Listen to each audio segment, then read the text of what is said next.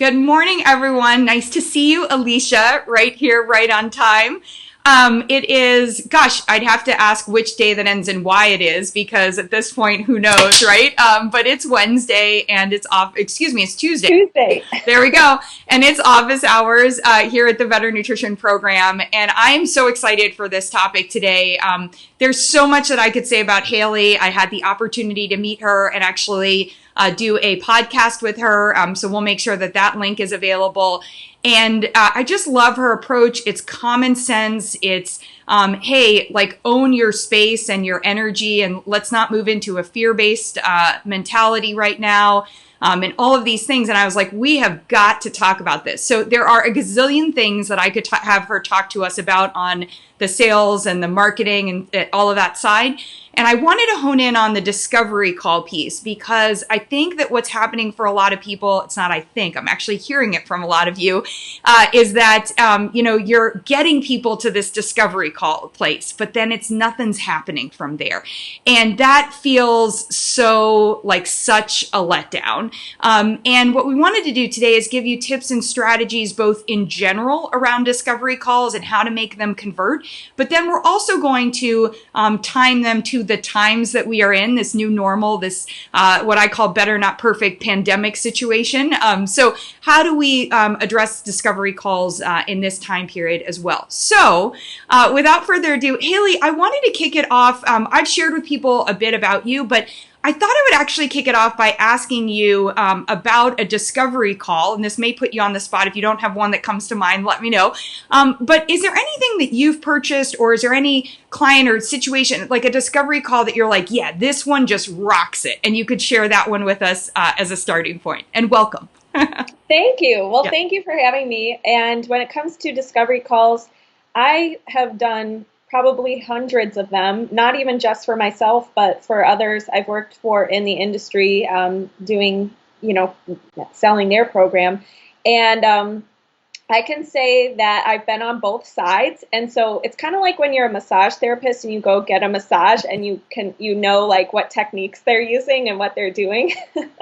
So I've been on some where I think the ones that have been the best for me, anytime I've done a discovery call, I love when they care enough to actually explore with me my excuses. So I'm the opposite of most people, meaning I think most people get on discovery calls and anytime they give the slightest little reason why they can't do it, like, oh, I got to think about it, or I got to ask my husband, or it's too expensive, or whatever, a lot of coaches will just say, okay, bye-bye, talk to you soon. Versus we as coaches, as practitioners, as people who are, our job is to hold our clients accountable to the things that they say they want. Our job is to explore and coach. So it's not to say, because someone says it's too expensive, you have to just say, okay, bye. And it's also not to say, well, because they say it's too expensive, I have to push and I have to find out, why, and like turn them around. That's not how I see sales. I see sales as coaching, as changing beliefs, as opening up opportunities. And if it's a true fit and you're doing it in integrity, it's our job to actually coach on the limiting beliefs, the things holding us back. So I've had coaches to me who've worked things out with me, meaning if I couldn't pay all up front, they've done payment plans. Or if I needed some time, they gave me that time. Like, I think it's important to work with your ideal client on the phone and solve their problems however you can. Yeah. I think that's so I want to go from that is the best advice, and that is we'll call evergreen advice, right? One of the things we were talking about as we were popping on here is just the uncertainty of this time period. So I think that people are coming up with, and they're valid excuses. Literally none of us knows what is going to happen next month. None of us. And so in that space, I think add 1,000% to what you were just saying. So what's one of the things, if somebody is starting to, and you can tell it's actually fear-based, right? That it's coming from I don't know what's going to happen in May. What's something that you think you could do in that time period, using the example you were just giving of coaching them through that fear that might help them convert? Oh yeah, I love this question. In my coaching cheat sheet for discovery calls, I have a whole section dedicated to the topic of uncertainty. Because the truth is, first of all, everything's always uncertain, especially if you're choosing to be an entrepreneur. You've chosen that lifestyle and you're just going to have to know that that's part of it. But also, what's more uncertain? Going at your goals alone, not changing anything, not having support, or having support, taking the leap of faith and doing something that you've seen work for other people that's proven, right, with the help of a coach. So that's one thing. The other thing when it comes to uncertainty is we have two sides of us. We have the side that, like, we have our fear that's to protect us, meaning, survival, etc. And then we have fear that's more like, shoot, I'm doing something that's new and that's going to push me to grow. And I don't know if I'm ready for that. And our brain is designed to protect us from on discomfort. But discomfort is always the way that we grow. So there's a Napoleon Hill quote that says, every adversity presents or plants a seed for equal or greater benefit. And so I think anytime you get that little voice in you that either brought your client to the call, so they're on that call for a reason, they had a little push to talk to someone, get support, they have that voice saying, do it, even though it's going to be uncomfortable, you can do this, you need accountability, you need support.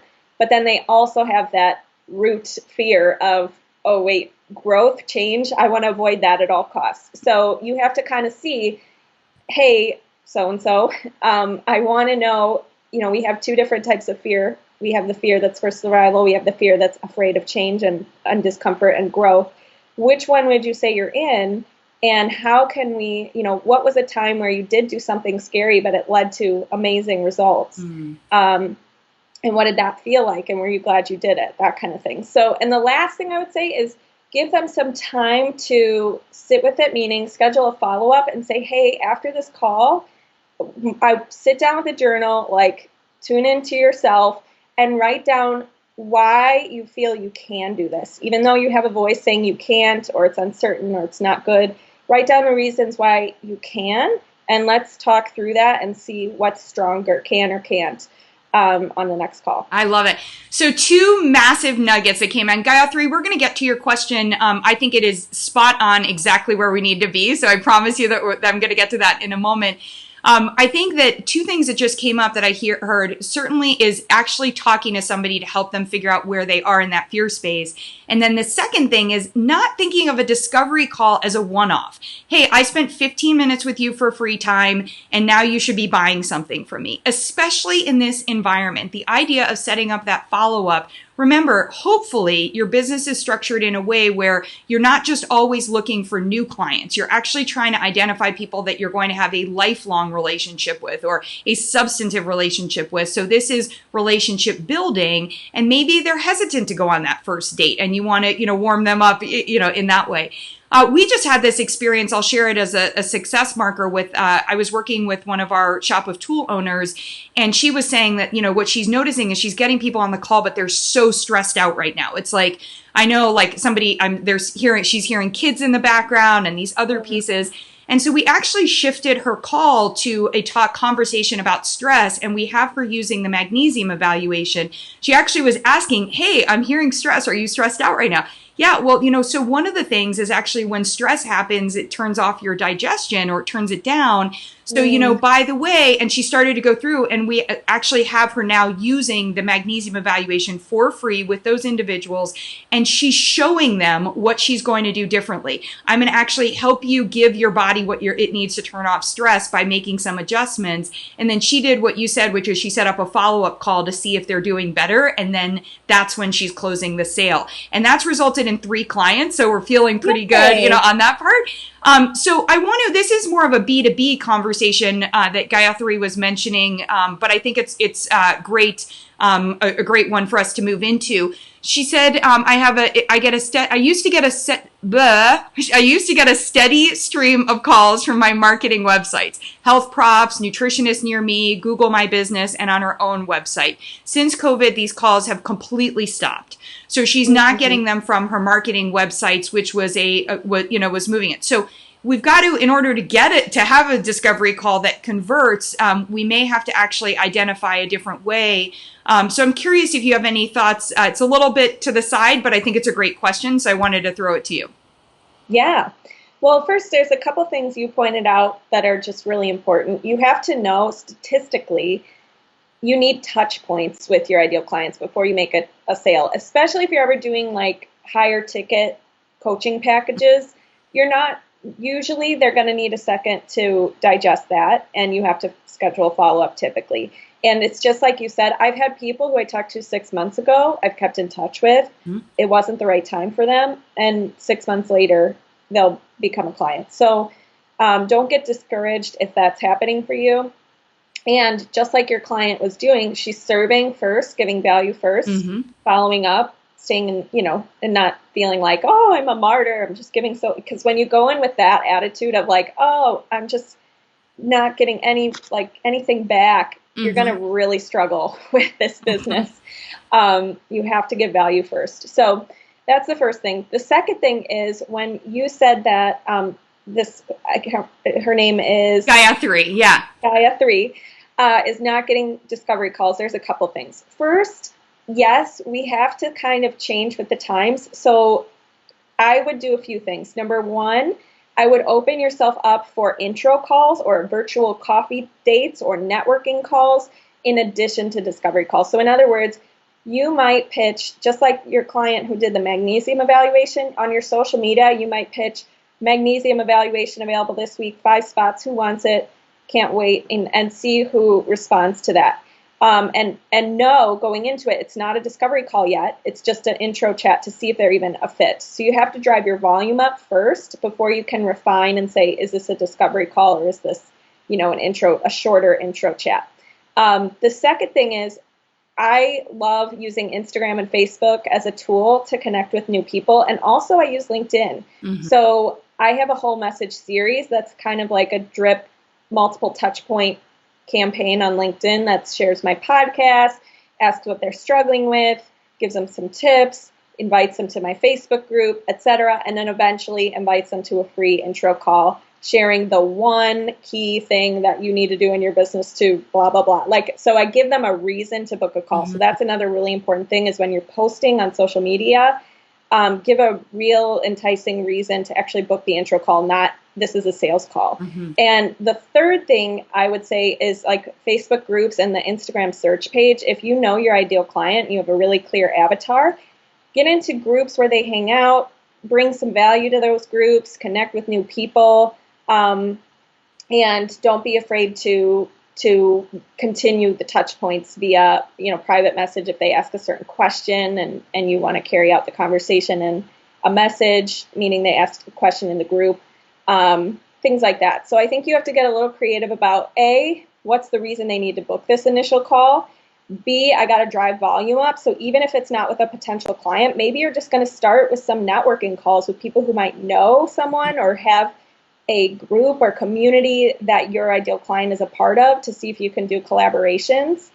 And C, just reach outs. I mean, honestly, connecting with people, building relationships every day, rather than expecting them to come to you through Google Business and those other tools. It takes time, but it's what you got to do.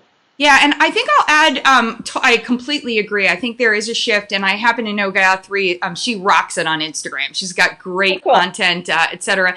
But Gaia3, I would add a couple of things. I would say with nutritionists near me, with Grayson, and then with health profs, and I'll talk about your site in a second, you may want to reach out to them and you may just say, hey, I used to, you guys are awesome and you were generating. I'm just curious if you're just significantly down right now in terms of ask them about their analytics and do it as somebody who uses their service and has really benefited and say, is there anything you're seeing that maybe I could adjust or, should do differently? And I think that's also going to put the buzz in their head. Hey, this actually may not be working for people the way that it was, and they may need to actually shift, their marketing. In terms of your website, I would also look at your analytics. We don't have a lot of time to look back at, but I would look at your analytics from February and from March and just see if the number of people just coming to your site has dropped. So that may be if your site historically was actually delivering a lot of calls before and now you're just not getting people to the site, that's going to give you insight that you need to work on what Haley was just talking about and bring more people to the site. But also they may actually just be navigating your site in a different different way. We found that right now people are coming all the time to our recipes, whereas before they were coming over more to the blogs and to the tools and things like that. So that for us right now, we're going back and we're making sure that in the recipes we have things like introducing our provider network. We're just trying to change up some of the content there because we're seeing where people are coming. So that may be, an adjustment that you need to make. And I want to get to one other question, Bethany. There were one question that said, "Do you have clients fill out privacy forms or other legal forms before providing any MNT on a discovery call?" Great question. No. However, so if they're getting the magnesium evaluation, if they've sent me an email in order to get the magnesium evaluation from me, in that email, I then communicate, I have some verbiage that they will get from that. So that's something that we could totally work on there. I think it's smart when you're sending it and saying, I'm sending this to you. You can fill it out. And especially if you have our shop of tools and there's no recommendations in there, in the evaluation that they're getting, they're going to be like, and now what? And so you'll say, so you can book a call with me to go over that. And in that case, if they're booking a call to go over that, then you would have some information if you're going to provide medical nutrition therapy. Otherwise, you don't provide personalized, you provide an overview of what the magnesium does and how we would make that adjustment. And then it's, would you like me to do this for you? Would you like me to tell you what supplement you should? Would you like me to? And so you just want to maintain that delineation. That part is great. This is a great one, Haley, for you. Bethany was saying she's in some Facebook groups, but some have very strict rules about marketing or hinting at your solutions or sending a private message. Any tips to get around this? I'm so glad you asked that, Bethany. So glad you're going to answer that, Haley. Yeah. Yeah, good question. So there's a couple things. One is you have to pick your niche wisely, meaning pick a niche where there will be groups where it's okay to network. It will be okay to connect with people. Like a lot of people have a niche that's entrepreneurs or things like that, where it's more expected. But you don't have to completely change your niche to find your ideal clients online and be successful. I would just say, if you can, try to make it easier on yourself. But if you have a different niche, I would say a couple things. One is, you got to respect the group rules. But number two is, most of the groups, if you answer a question, for example, let's say somebody asked like, hey, I'm really, how do you guys manage wanting to snack all day in quarantine? And you say, one of the things I do is eat more fiber at breakfast, blah, blah, blah. And you might say something like, but obviously nutrition is personalized. If you do want to connect, I would love to connect, something like that, where it's really you're not giving them a lead magnet. You're not promoting your own Facebook group if it's not allowed, but you're at least extending the hand, and if you'll have to do a certain number of those to see results with it. But the other thing is, I know in a bunch of groups, you are allowed to share your Facebook group, or you are allowed to share a lead magnet. You're just not allowed to say like, buy my product and that kind of thing. So anytime I'm giving something away for free that's like pretty non-invasive, I tend to feel okay about that, but I know there are some groups with strict rules, and the key is just try to find other ones. And also, don't put all your eggs in one basket. So, for example, you'll find like your top 3 groups where you're able to get your stride and connect with people, for example. But I also use Instagram search page, and I'll search like hashtags my ideal clients would use and like their photos and connect with them that way. So I use LinkedIn lead gen. So the key with lead gen is, number one, you need volume. And so I do have a team that does lead gen for my clients and for me, because I can't just rely on Facebook groups for my business. However, Facebook groups are amazing. It's my community has grown probably because I've been guests in other Facebook groups. I've been bringing value in other Facebook groups. So it's very positive. See if you can collaborate with groups as well, like be a guest, for example, because then they usually allow you to promote something. But at the same time, diversify. I love it. And I think this is sort of similar. Some people are asking questions just if Google Analytics have in general changed. But let's pause on that for a second. Someone else is saying, and I apologize, I think I've shared this with you all before, but if not, some people's faces and names show up and some people don't. So right now I'm going to, somebody's commenting, I probably know you very well and I'm not able to see your name. But she was just saying she joined some additional digestive disorder groups this week. Sometimes they frown upon practitioners posting in these groups. How do I come off like I'm not trolling to sell in them? Do you think the digestive evaluation is a good way to go even in these types of groups? So that is a great question. I will answer the part about the evaluation after Haley answers. I think it's pretty similar, but so how are you as a practitioner when you go into a non-practitioner group, how can you present and engage but not come off as like I'm a practitioner in here inappropriately? Okay, a couple things. One is it's challenging if you got to do your research, but I don't really recommend going in like another practitioners group or another health coaches group, because then clearly it's like their expert group and that's kind of their thing. I would always try to find support groups, like, you know, moms just trying to make healthy recipes, and it's like a support accountability type of group, you know, or run by like, there's like Better Nutrition, like that's the name, but like a company, like a wellness company that runs it as a support for people who use their products, for example. So you kind of have to, I'm going to interrupt you on that one. That is actually a great example. And for those of you on here who are not using it, even when I have offered routinely, shame on you. And I'm just going to tease you about this, but go ahead and practice. I have offered, there are no rules. You can go in there, you can promote your stuff. You can people are only going to buy though if you're providing value. So I invited all of you to go in there and share a recipe or do any of that. It is our company's group. And as you know, I don't see clients, and everyone that is in there has either purchased something around better nutrition or has come there because they're looking for better nutrition. So that's actually a great example of what you're talking about, Haley. Like, come on in. And if you have any questions, it's totally fine. But if you're looking for clients, we've got people in there that would love content and would love likely to work with you. So I think it's a really good one to talk about. Yeah. Yeah, products. Yeah, because they don't have an interest in coaching people, right? So that's one thing. But second thing is, you guys, I hate to say it, but like, you guys are the qualified ones to be giving advice. Mm-hmm. I mean, everybody else in those groups are just sharing their own experience and anecdotes. You guys have the actual background. So I tend to say, do what you can to help people, and don't get so internal, like, see what happens. If it's not allowed, it's not allowed. Noted. Don't do it again. Yeah. But like, to me, I just think, don't be selfish. Like share your gifts, share your talents. Say, just wanted to share my input because I work with so many people on this thing. And if people think that that's insensitive or, strange, just take note and see if you're not allowed to do that in the group. But most of the time, I think you'll be okay. And I don't think it comes across as like, I'm the practitioner here trying to, Yeah.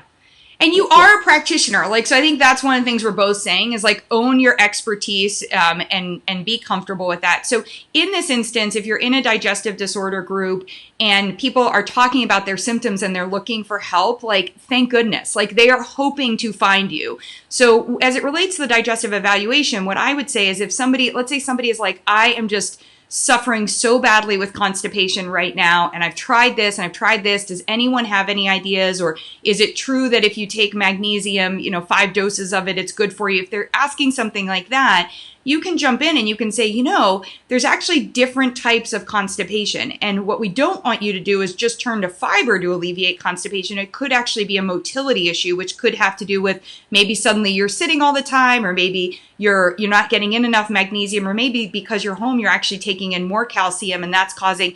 And so the way I actually figure this out with my clients is I have this easy quiz that they fill out. It's called the digestive evaluation, and all they have to do is request it from me. So if you want that quiz, go ahead and send me an email here, something like that, and do it that way. I wouldn't just post the digestive evaluation in there, because then you're giving that evaluation out. You don't have any control over, somebody else may decide to use it, or they may just feel like, what is this? And it actually made me feel worse, or any of that part. Lead them into how you can do that. And I'm using that word lead very purposefully, because someone else had a question where they said, Haley, what did you just mention? Quote unquote, lead gen. So I think we may need a lexicon moment here. So talk about lead gen for a moment. Yeah. Two quick things though. Permission-based marketing. You want, just like Ashley just said, don't just drop your link and disappear. Say, if you'd like the link, let me know and I'll send it to you. Because then you get connected with them via message or whatever, and it's not weird. You're not, out of place by doing that. They said they wanted it, right? But okay, lead gen. So lead gen, what I mean by that is getting new potential clients and sending them wherever you want to send them, and developing a relationship with them, starting the conversation with them. So in other words, leads that for me are people who sign up for a call. Typically, that's my goal with lead gen. So I want to nurture people. I want to have new people coming in and booking calls every week. So in order to do that, I use LinkedIn, I use Facebook, I use social media, I am a guest on podcasts, etc. But I also have somebody who does the LinkedIn for me, helps with my Instagram as well. So to answer your question, it just means getting new people, filling your pipeline. We need you to have a full pipeline, because if you guys only have 2 discovery calls a month, for example, it's going to put a lot of pressure on you and make you feel like, I have to convert these people, or I'm doomed for this month. So that's why we need more eyeballs and traffic and leads. So I want to ask a question, because I'm wondering if we have the same belief or if we have a different belief on this one. So I'm putting it out there that we may be offering 2 different beliefs, but I feel I can learn from you on this one. So when you see on somebody's website or in their materials, book a free call, do you feel that that is a win, that specific language, book a free call? So if it's da-da-da-da, you're wondering about, book a free call, or if you just see like on their site, book a free call, any of that stuff, what do you think about that as wording for getting somebody to actually book a free call? Yeah, I have to be honest with you. I think the industry's changed, and I honestly have to update my website, because I still have book your free strategy call, which is not, I need to change that. It's been on my list for for weeks now, but mostly, people I hang out with in social media, so it doesn't matter that much. But to answer that, I think you do need to frame it differently. Yeah, I think you need to provide a result, have a free, a complimentary, whatever chat. And now also, because it depends on your goals. If you have 0 calls per week and you just need to drive volume up, then you might call it a free like magnesium evaluation thing, right? And that's fine.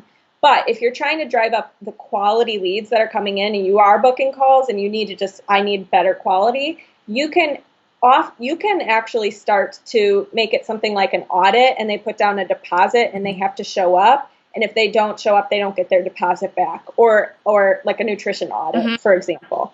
Or they have to pay a small amount for this initial call, because then it gives you a higher quality lead. They clearly care a little bit more. Or you could give them a homework assignment that they have to fill out before the call to weed out the people who aren't really serious.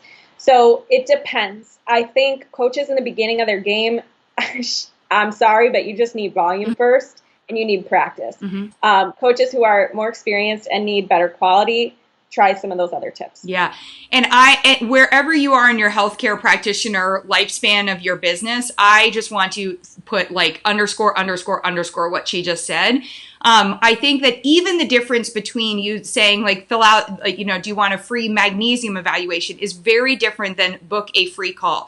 First of all, right now, most people are like, I do not want any more calls. Like I I'm home. I don't want to call. I want to fix. I want my problem solved. I actually find every day challenging. I don't want to do your challenge. Like, I mean, it's such a different world, right? So I actually bring it up too, because I'll point up here where we have our information about our discovery call. So I write, set up time to chat about your business and how our tools can help you generate better ROI. I want to be really clear what we are doing in that call. The other reason I want to be clear is do not set up a time if you just want to chat with me, Ashley, or if you're thinking about, one of these other pieces. Pick my brain. Yeah, totally. Pick my brain, etc. So it's very clear. I want to know about your business. And then in that call, and when you leave that call, you better have gotten from me. The onus is on me that you see how our tools actually help you achieve better ROI, right? And so I think that when you're thinking about your discovery call, that's so important. And what Haley just gave you is a bit of a vetting system also to figure out what you want to accomplish out of that call. Because if you're getting calls and people are coming in, but they're just not the right people for you, then that says also that maybe you want to start thinking about what are the needs of the people that you want to be working with, and make your discovery call. We can call it that ourselves here, but make your discovery call, be about that. Right. And they probably don't say, I need a magnesium evaluation. So you might want to make it ditch stress. Like think about stress. Eat to turn off stress, or set up a call to find out why you want to eat more chocolate. Okay, like I'm in right now. I'm doing that. Okay. So Rosemary says she's ready to launch a website. I want to capture emails by providing a free ebook, but I don't understand what Solar or MailChimp would do for me. Should I create a new email for potential clients to respond to, or use my regular email? Sorry if this is so simplistic. Not simplistic. It's a little bit different than where we are with the topics today, but I do want to make sure that we get an answer for you because you popped in over here. So if I'm understanding it correctly, basically what you're trying to figure out is on the back end, what do you want to be doing from an email standpoint? Haley, do you have a recommendation for what you would have her do here? Yeah, I think the question is, why can't I just send out my lead magnet from my regular Gmail account if I'm understanding it properly? Mm-hmm. The reason why you want a CRM or we'll call it just like an email system where you can automate things and have funnels and all that is because you don't have to manually send out the email every time. And also it's safer. It allows you to capture their info when they signed up, etc. So I used to use MailChimp, and then I switched to Kartra. I really like Kartra. I host all my programs on Kartra, so it has a lot more things you can do on it. But if you're just starting out, a free MailChimp account will be just fine. And once you reach a certain amount of leads, you might have to upgrade to a paid version or get something else like a different CRM if you want. But yeah, I would definitely set it up, make it easy. With the free account, you can have one email that goes out automated. You can't have a full funnel for free on MailChimp, but one email to send your lead magnet out is perfect. And then you can follow up from there manually with them. Mm-hmm. I love that. And I think there are so many different services. And the key thing is when you're building a business, you want to build for the business you want to have, but you also don't want to hamstring yourself right now with a decision. Like you may grow. I also think things have changed. Like Drip has totally changed and I can't stand it now. They're like very focused on not actually supporting us, but they're supporting their partners, So now people are like, oh, ConvertKit is better, right? And so then you can shift on that part. So be open to it. But Rosemary, the most important thing is just start doing. But I think the other piece that Haley brought up that I think is so valuable is you actually want to gather good information. So you hear me say this all the time. If you're on your social media and somebody responds to you, you want to know what triggered that response. Because if somebody is coming to you about stress, you don't want the follow-up email to be that you offer services like I do, meal planning and I do pregnancy this and I do all this other stuff. You want the follow-up email to be about stress. And so that's actually where you want to be able to get to. And so if you're doing an ebook, I would make sure that your follow-up email is very specific to what is in that ebook and an action step from that ebook. So you really are clear why somebody's coming to you and also what you want to make sure what your next conversation piece should be. Yes. And somebody said, okay, I'm changing my website today to say book a free digestive evaluation. Yes, exactly. Yay, awesome. You might even want to say book a free digestive evaluation. You could put I don't know if it's too long, but you could say for better skin, better energy, better health, whatever, just so that they understand even why. But yes, getting a better digestive evaluation makes a ton of sense. Boom. I love it. All right, so I'm telling you, I could have Haley here for an hour and a half. We'll have her come back. I've been so looking forward to this one too. But before, this is your time to ask any questions. Haley, I wanted to ask one other question, on the discovery call sort of theme, and then that we can make this our closing one in that part, which I want to present it as really a discovery call for you, which is, when somebody is trying to figure out where they take someone from the discovery call. I think one of the things that can often happen is many of us, hopefully by now, are diversified in our business. So we have a couple of different programs, and we also maybe have one-on-one services, and we also, blah, blah. And so in a discovery call, if you present all of these as options, all these things that you can be doing, my concern is that there's a risk that somebody is going to not know exactly where to go. So how do you take someone, let's pretend we're doing a discovery call with you, and somebody wants to work with you. How do you then take them into what you want them to do next? Yeah. Well, confused minds don't buy, as the quote, I don't know who said that originally, but so you're exactly right. You don't want to, what most people think about discovery calls is, I got to pitch all my programs and I got to share everything about it and blah, blah, blah.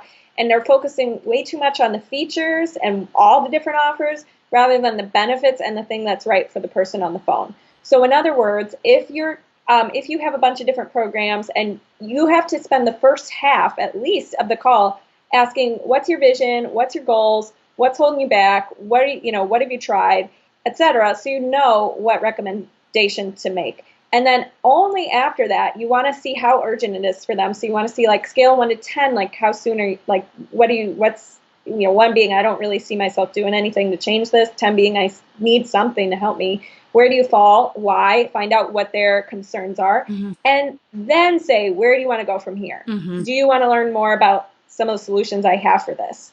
And actually you want them to request, can you tell me how it works? Can you tell me what you offer? Mm-hmm. Can you tell me what it is?